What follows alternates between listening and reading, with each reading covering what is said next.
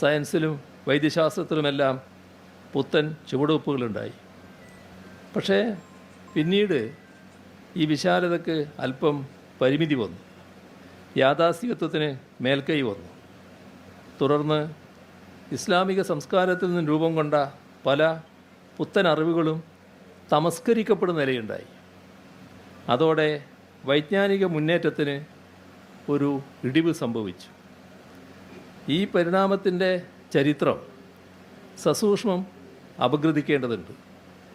മാറേണ്ടിടത്ത് മാറി ചിന്തിക്കാൻ തയ്യാറാകണം.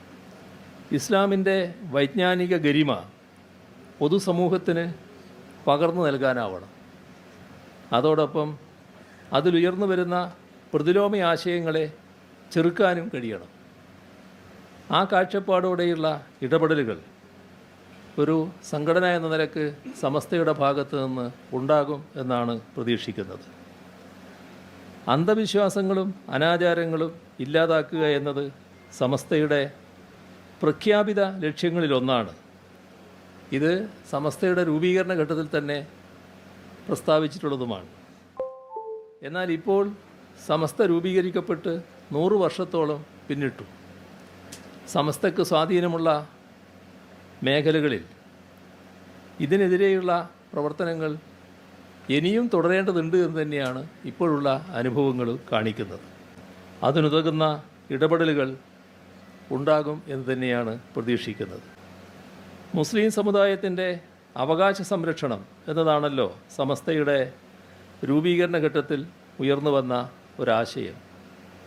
നമ്മുടെ രാജ്യത്ത് ഇന്ന് ന്യൂനപക്ഷങ്ങളുടെ അവകാശങ്ങൾ സംരക്ഷിക്കപ്പെടുന്നുണ്ടോ എന്നത് വിശദമായി പരിശോധിക്കേണ്ട കാര്യമില്ല, എല്ലാവർക്കും ബോധ്യമുള്ള കാര്യമാണ്.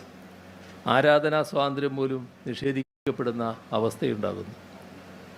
ആരാധനാ സ്വാതന്ത്ര്യം എന്ന് പോട്ടെ, ഇഷ്ടമുള്ള ഭക്ഷണം കഴിക്കാനും വസ്ത്രം ധരിക്കാനും എന്തിനധികം പറയുന്നു, ഇത് നാം ഗൗരവമായി കാണേണ്ടതായിട്ടുണ്ട്.